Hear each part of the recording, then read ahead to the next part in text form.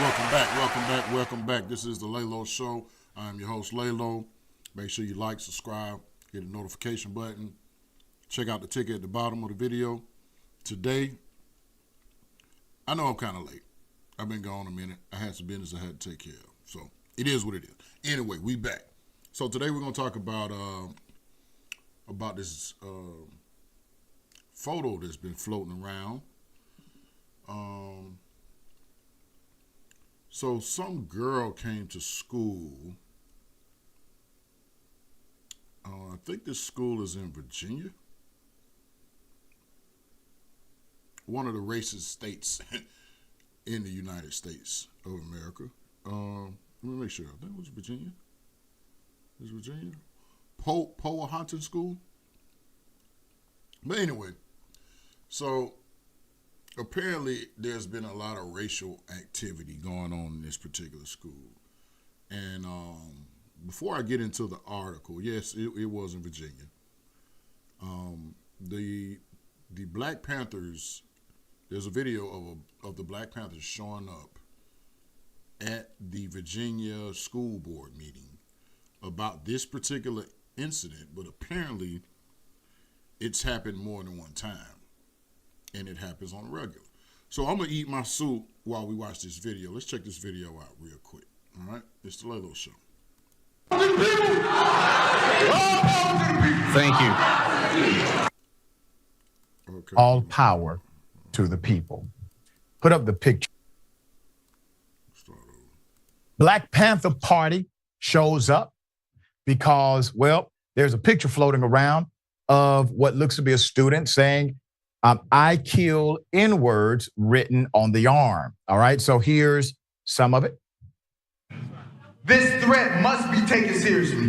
This threat was to kill. It isn't just a threat to black children, although it was a directed threat to black children, it is a threat to all children. Because when that child comes to that school to carry out those threats or has her family members, friends, or the KKK that one of the students has warned you about already this evening, come out and carry out those threats, all children are in danger because, as you know, bullets have no name. These reports are not just from black people, but white people as well. When will you realize you have a gigantic racial problem in your school and community? Do you not hear the cries of the people here? Don't let it fall on deaf ears. Those that don't see it don't want to see it, or can't because they aren't the targets of this racial activity. A 3-day suspension is not enough. This young lady should be expelled for the safety of all the children in this school.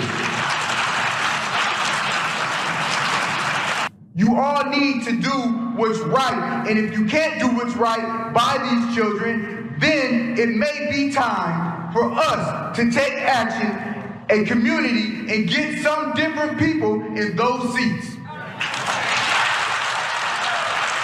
We demand justice. And that starts with her expulsion. All power to the people. All power to the people. All power to the people. Thank you. All power to the people. Put up the picture they're referring to. I kill N-words is what it says.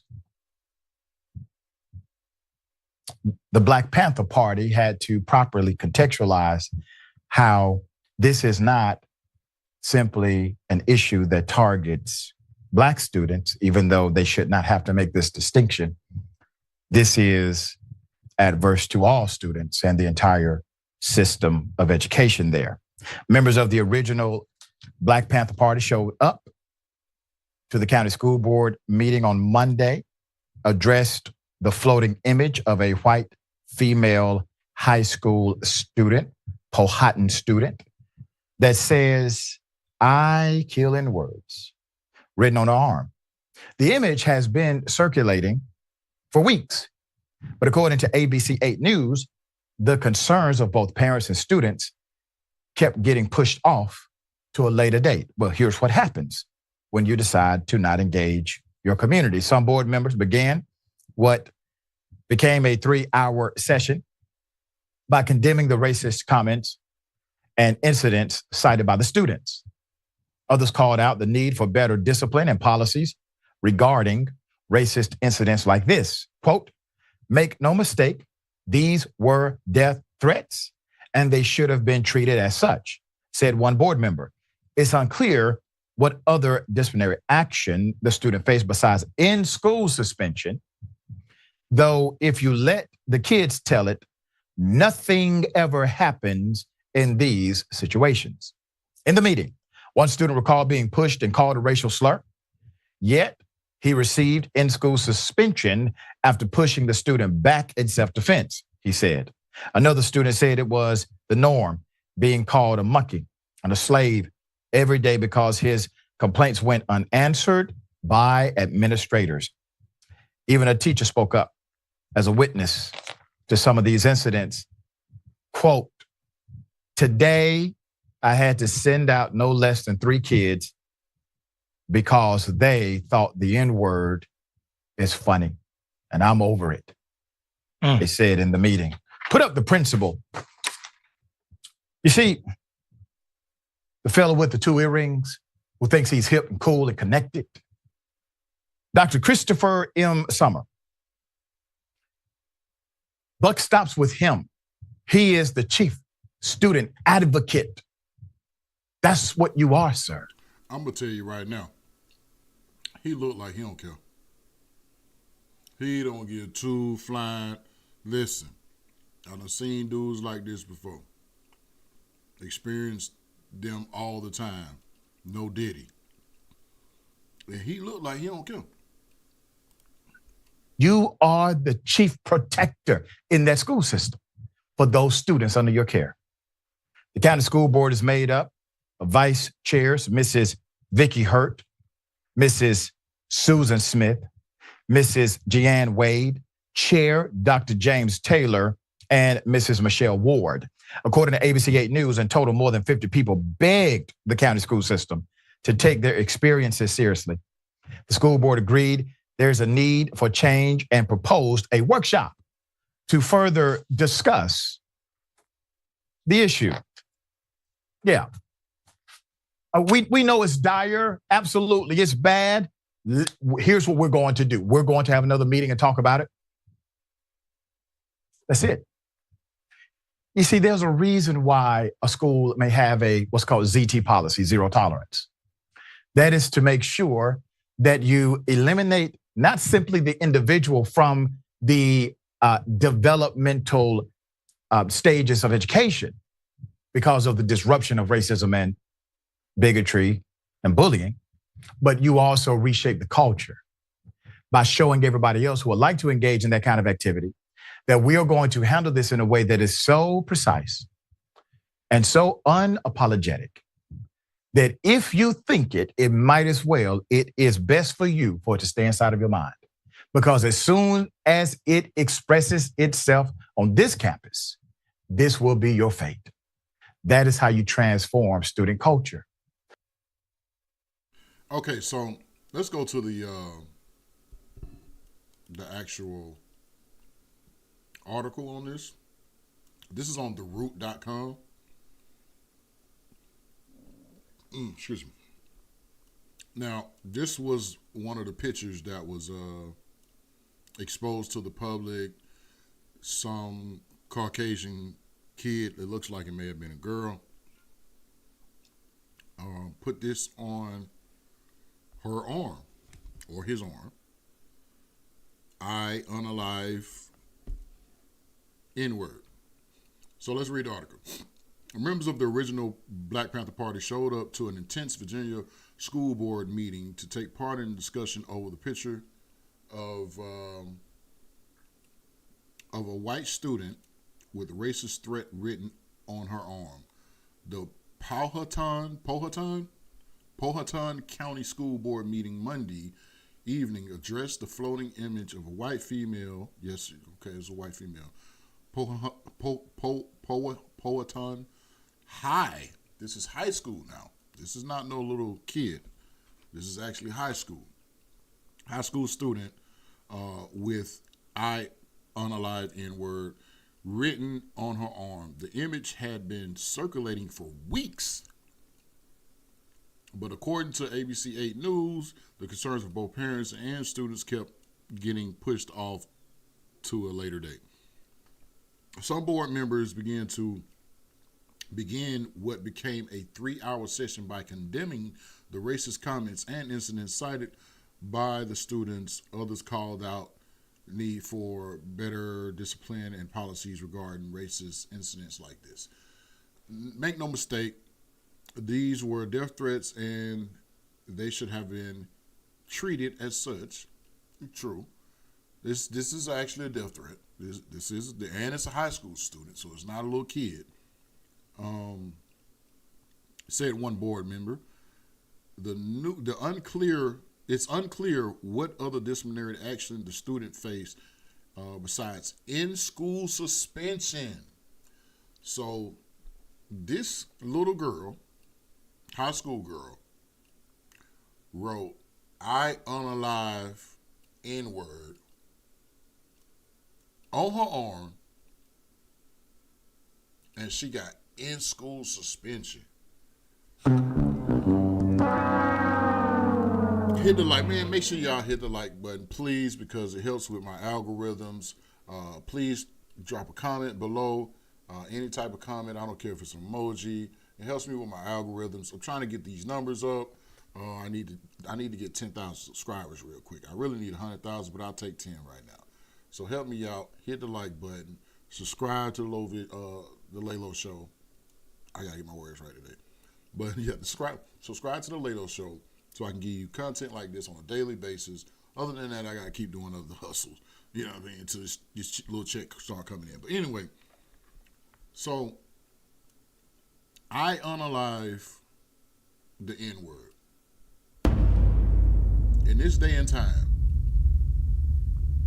I can't believe that we still dealing with this. But I will say this about the Black Panther Party.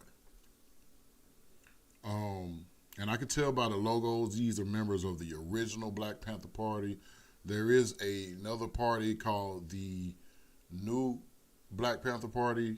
Rest in peace, Brother Hashim and Zinga. I will say this about the Black Panther Party. I've noticed that they may have toned it down a little bit, meaning, you know, you're normally used to seeing them with firearms and what have you when they come out or when they pull up to a situation. But I've noticed they've toned that down.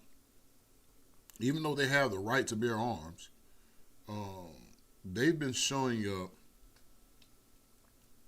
you know, with just their hands. And after listening to this guy, let's listen to him again, right? Let's listen to him again. I don't know the brother's name. I'll try to find it later. Must be taken seriously. This threat was to kill.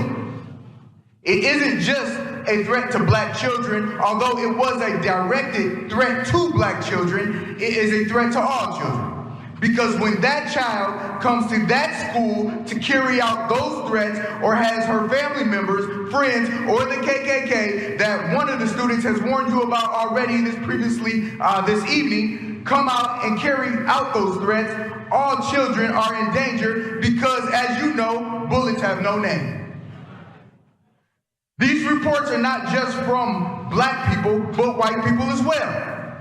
When will you realize you have a gigantic racial problem in your school and community? Do you not hear the cries of the people here? Don't let it fall on deaf ears. Those that don't see it don't want to see it, or can't because they aren't the targets of this racial activity. A 3-day suspension is not enough. This young lady should be expelled. A 3-day in-school suspension. That means she still gets to go to school, but she gets to that's crazy. That's crazy. For the safety of all the children in this school. You all need to do what's right, and if you can't do what's right by these children, then it may be time for us to take action, a community, and get some different people in those seats. Now, this is where things get different, right? For the Black Panther Party. The Black Panther Party, usually, they show up aggressively, ready for war. Like I said, they usually have firearms, and they don't hold their tongue when they speak. This, I noticed, first of all, he's reading something that was pre-written. That's not normal of the Black Panther Party. They usually go up there and speak what's on their mind. And it's usually some type of threats or something in there. I've even heard some brothers and sisters say that they'll start unaliving people. I've heard it. But with this situation, he literally said, let's hear it again. And get some different people in those seats. And get some different people in those seats. And we're talking about the school board. We're talking about voting. We're talking about, things that the community could actually legally do to make some changes. So, matter of fact, let's go look at some older Black Panther speeches, and you'll see the difference. Let's see, Bobby Seale, 1968. So I'm basically saying that it's going to take you the people to institute what you want, to educate the people in the communities, to educate the people everywhere on what we want, what we design, what we need, to educate the people to the need for change, to educate the people to the basic political desires and needs of people as a whole. Eldridge Cleaver, the Minister of Information of the Black Panther Party, third in command of the Black Panther Party. Eldridge Cleaver, author of Soul on Ice, one of the best sellers that's sweeping the nation. So he's talking about education, and that's kind of what this Black Panther Party with the Black Panther Party was saying as well. It kind of goes together, because when he said we're going to have to replace those seats that you guys are sitting in, that's an inclination that he knows how to change those seats, and those who don't know how to change those seats, they are willing to teach those people, the people or the community, how to change these seats and get these people out of, the board or off the board that are not doing anything about this racial discrepancies that's going on in these schools. This is unacceptable in 2024 for a white kid to be walking around a high school with the words "I unalive N-word" on their arm and proud of it. And mind you, they had to learn that from somewhere. That means the circle that they run in, the household that they live in, this has been said many a times, and it was normal. This should not be normal in 2024. But back to the Black Panther Party, of course. Like I said, they look like they come in peace now. And I've been following them for a long time. My father was part of the Black Panther movement. I know a lot of individuals that were either in the movement or in and out the movement, or have just peacefully faded away because they're just older now. And that was an aggressive bunch, which I'm not mad at them in that, because they were going through a lot, especially during the 60s and 70s.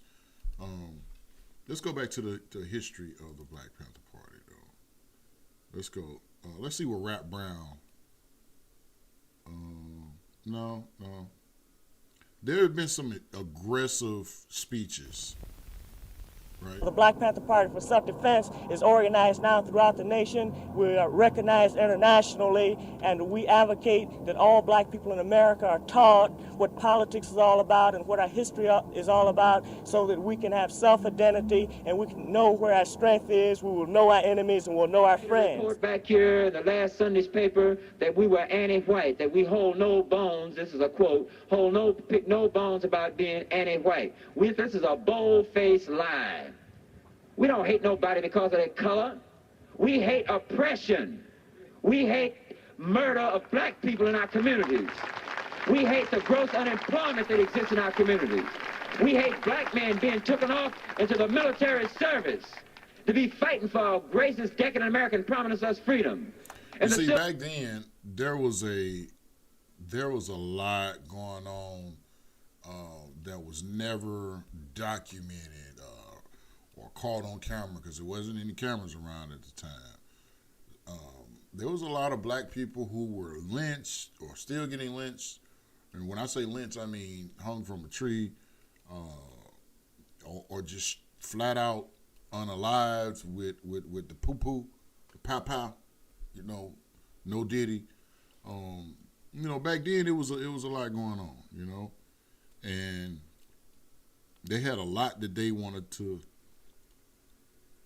bring to the forefront, and they were begging for the help from the community, but they could only get so much, and eventually, you had things like COINTELPRO, people just coming in on the inside and infiltrating them, and people got unalive, leaders got unalive. You know what they say, if you cut off the head of the snake, so, and that was a lot going on back then. But now what I see now is Black Panther Party. The Black Panther Party still moving in unison, but more peacefully. And I think they're just trying to take the more political route now, as opposed to how they used to do it, And this is a good look. This is a good look for the Black Panther Party. Maybe they can, maybe if they take off the military outfits and throw some suits on or something. They don't have to, but maybe if they did, I think it'll also be more effective and send out a certain message of what they're whatever they're trying to get across, right? Like I said, I know a lot of Black Panthers.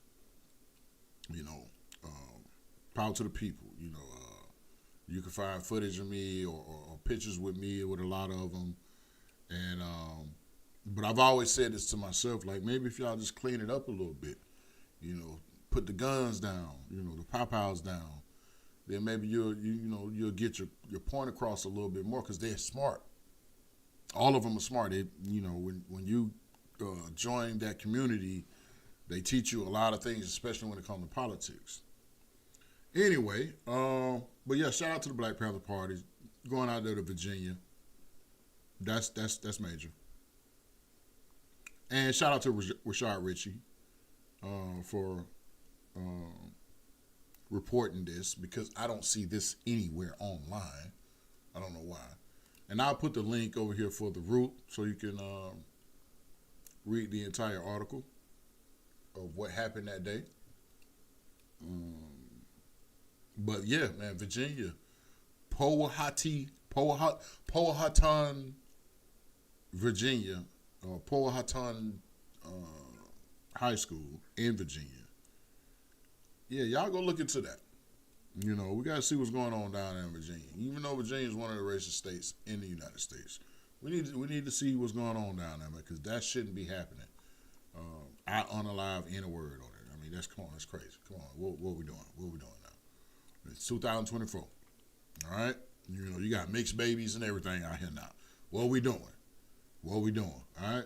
Anyway, speaking of politics, let's see what's going on in the world of Fannie Willis Day. Okay. So I've heard that she was at an event and she spoke on the situation. Well, no, let's back up a little bit because it's a lot that's happened. Right? We know about. Well, I made a video about the decision to disqualify. So for those of you who don't know, they ended up giving Fannie Willis, Judge McAfee ended up giving Fannie Willis two choices. She can either drop out of the case, which means her and her entire office, and drop off the Trump, RICO case, or she could just fire Wade and she could keep the case. Of course, common sense, everybody knew she was just going to fire Wade. Wade resigns. She accepts the resignation through another letter. But, of course, Trump's attorneys did not agree with the decision. They wanted her completely disqualified, which they have the right to say that because she broke a lot of laws. And I don't know why a lot of people be saying like she's doing her job. And I'm like, y'all apparently are not paying attention to what's going on. Like, I don't want to see nobody go to jail, to be honest with you, but like, she clearly broke several laws. She clearly got on the stage and lied. It's a whole lot she's done. And it's not about her having sex with Nathan Wade. Nobody gives a damn about that. What people care about is she got on the stand as a prosecuting district attorney and lied. It was proven that she lied, which is actually illegal, and it's called perjury. Nobody cares who she was screwing. Nobody cares. The point is, she got on the stand and lied. Okay, so what? She got on the stand and lied. All right, I get you. But the problem with that is you cannot be a district attorney and lie on the stand and get caught and still be a district attorney. It doesn't work. But anyway, let's look into to see what she had to say the other day when she was at an event. All right, this CNN exclusive. Fulton County District Attorney Fani Willis is defending herself, her reputation, and her team's work in her first public comments since Judge Scott McAfee's decision to keep her on the election subversion case. CNN's Rafael Romo is with us now on how CNN caught up with Willis and what she had to say today. Yeah, I have to give credit to our very dynamic producer, Jade, Tim Garcia, who managed to get this interview. Fulton County District Attorney Fani Willis spent her Saturday at an Easter egg hunt. The event was put together by WAVE, an organization of law enforcement officers dedicated to helping children and the homeless throughout the year. Willis was surprisingly candid, Fred, regarding questions about the last few months of her life, including her Georgia election interfering case against Donald Trump and the scandal brought about by her prior romantic relationship with special prosecutor she appointed for the case. We wanted to know if she feels like she needs to reclaim her reputation, and this was her reply. I don't feel like my reputation needs to be reclaimed. Let's say it for the record. I'm not embarrassed by anything I've done. I guess my greatest crime is I had a relationship with a man, but that's not something that I find embarrassing in any way. And I know that I have not done anything that's illegal. The racketeering case was delayed by 2 months. So let's remember, following the revelations about her personal life, her decision-making credibility was also damaged in the eyes of Judge Scott McAfee. But the embattled Fulton County District Attorney said the main case was not delayed because her team never stopped working on it. Let's take a listen. No, my team's been continuing to work, and I think the media and especially organizations like your own have been paying attention. All while that was going on, we were writing responsive briefs. We were still doing the case in the way that it needed to be done. I don't feel like we've been slowed down at all. I do think that there are efforts to slow down this train, but the train is coming. The train is coming, she said, Fred, if you didn't hear that. And CNN reported exclusively on Thursday, Willis plans to press ahead with her goal of putting Donald Trump on trial before the November election. According to 3 people familiar with her plans, she also... Fanny says the train is coming. I think you're correct, Fanny. Unfortunately, I don't think it's the train that you are looking for. Also intends to ask the judge presiding over the Georgia criminal case to schedule a trial date as soon as this summer. And finally, and this is very important, Fred, let's remember that Willis is seeking to get reelected in November. So she's got a lot on her plate, to say the least. That is a lot, but she sounds very confident about being prepared to carry on. That's right. All right, Rafael Romo, thank you so much to you and Jim. So Fanny's still on the case. Unfortunately,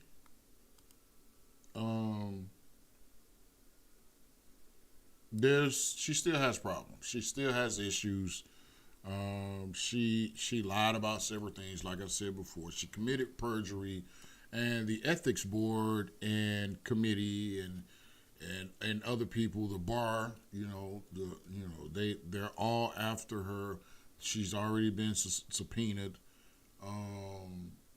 She has several other court dates, and with the appeal, what has happened is Trump's attorneys put in an appeal,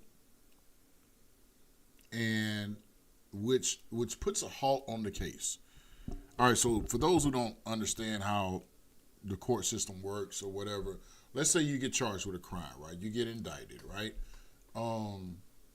What happens is, you know how they say you can go for a speedy trial, right? Which you can do. You can go for a speedy trial. But what you want to do, technically, because you don't want to really go too fast when you're fighting the case, you want to file a motion. So what your lawyer will do is find discrepancies in the case, and he'll start filing motions to drop this evidence or dismiss this situation. And what happens is you can't do a speedy trial at that point. There's no such thing as 90 days. What happens is the whole case stops once you put in the motion. It just completely stops, right? And that's kind of what Trump's lawyers are doing now. They're filing motions back to back, which includes the appeal. That's a motion.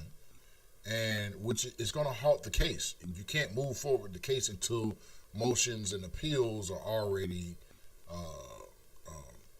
completed or done, or decisions are made. You can't move forward. So that's what's happening right now. Long story short, Trump won't see trial before the election.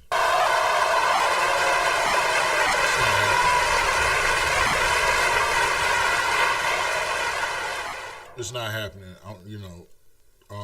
I know how the court system works, and to be honest with you, I don't see her being on the case much longer anyway, because the judge he shot the appeal up to a higher court, and they're not gonna spare her. They've been watching, and I already know Judge McAfee. He just did what he did because he got an election coming up, and he didn't want to tarnish his name because he's trying to keep his seat. And he probably just didn't want to touch it. He just didn't want to touch it. But anyway, let's go to this real quick. We are following breaking news at 4. A new motion to once again disqualify Fulton County District Attorney Fani Willis. Anchor Savannah Louie just got these details, and she joins us now from the First Alert Breaking News Desk with more. Savannah? Sean Blair, the message here really is, if at first you don't succeed, try again. That's coming from former President Donald Trump, along with 7 of his allies here who have jointly filed this motion. They're trying once again to get Fulton County DA Fani Willis disqualified from prosecuting the former president and his allies. The motion arguing Willis's actions created an appearance of impropriety and odor of mendacity after a romantic relationship between she and a special prosecutor previously on the case came to light. In August, Trump and 18 allies were indicted by Willis on charges they attempted to overturn Georgia's 2020 election results. This is a fast developing story here at Atlanta News First. Digging into that motion right now. We'll continue to bring you all the latest updates as we develop more. Yeah, so that's what's going on with that. they filed the motions to appeal. The appeal is going to go up, and the Superior Court's going to make a decision. They're either going to shut it all down right then, or they're going to shoot it back down, and they're going to make McAfee call more witnesses and get to the bottom of everything. So this all could be like a whole new trial again of Fannie Willis on trial. So it could all start back over, depending on what the Superior Court say. I don't have them actually doing that, although they could. I really, like I told you before, I really believe that she's going to be pulled from the case. I really believe that she's going to get her bar license taken away from her, and I believe she's going to be charged with a crime. At best, I would say perjury is probably the crime. But you got to remember, she admitted to stealing campaign funds. She admitted to a lot of things on stand, which I could not believe. I didn't understand it. But anyway, all right. Enough about Fannie. We'll catch up on Fannie later. Let's see what's going on in the world of hip-hop. You know, some new news that came out. Apparently,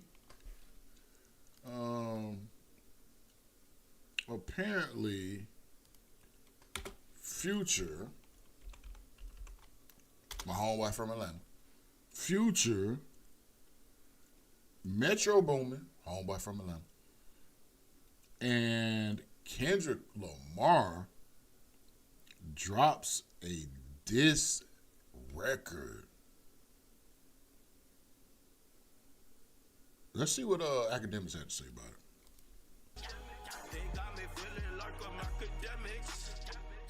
Oh no.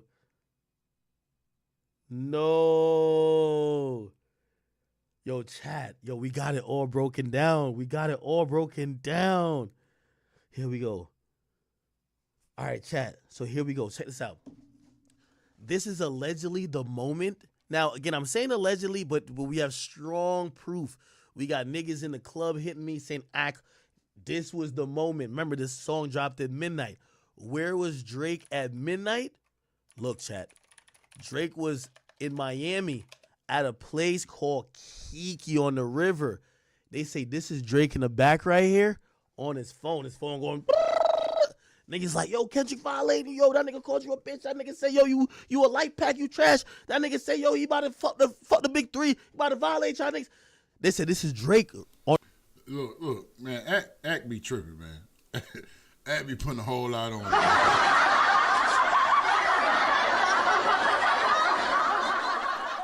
I personally think he probably heard about it then, but what I think he's doing now is kind of just going through Twitter, seeing what people saying, reading people comments. You know how y'all do. On his phone, real talk. Damn, my boy.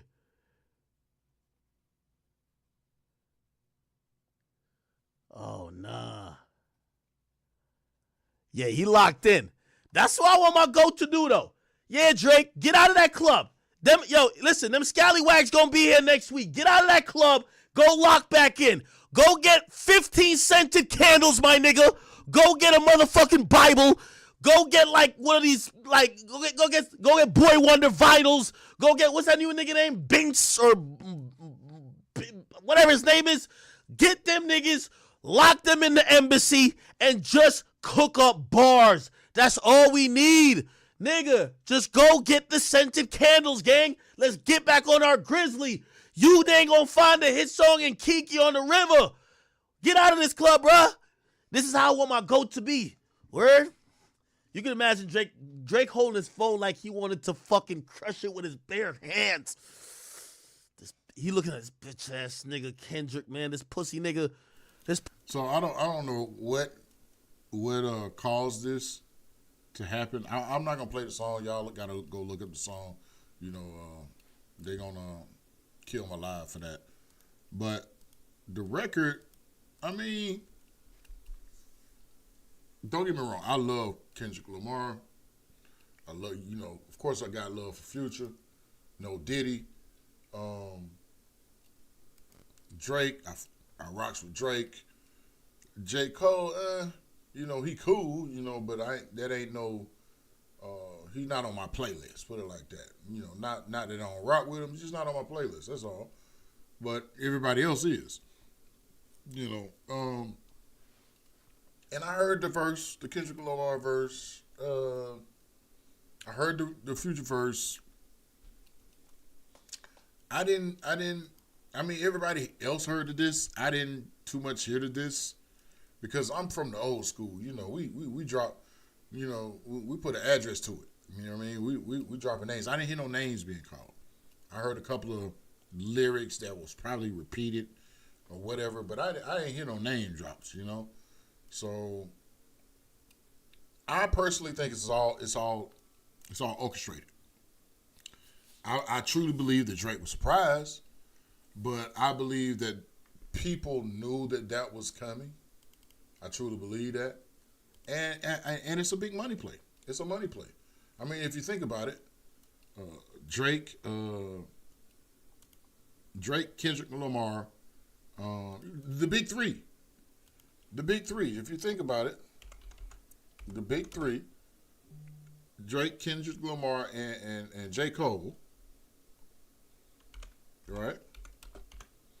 And Future, if you put all them together, I mean, that's a money play. Then if you make them go bash each other, that's even more of a money play. So I was thinking about this the other. I believe it's a good thing for hip hop. I don't believe it's gonna go nowhere other than how far it is right now. I don't believe it. It's just gonna be straight music. I don't think Ness is gonna get violent from it. You know, I hope it doesn't. But I don't believe it will. I believe it's just gonna be a lot of money moved around, man. It's gonna be a lot of money moved around. So, but anyway, this your boy Laylo. Make sure you like, subscribe, hit the notification button. Try to donate if you can. Cash App is on the ticker below, man. Check out the website, thelayloshow.com. We're doing a lot. We got a lot going on the layloshow.com, man. Go check out the website. And I'm gonna get with you guys later, man. It's the Laylo Show.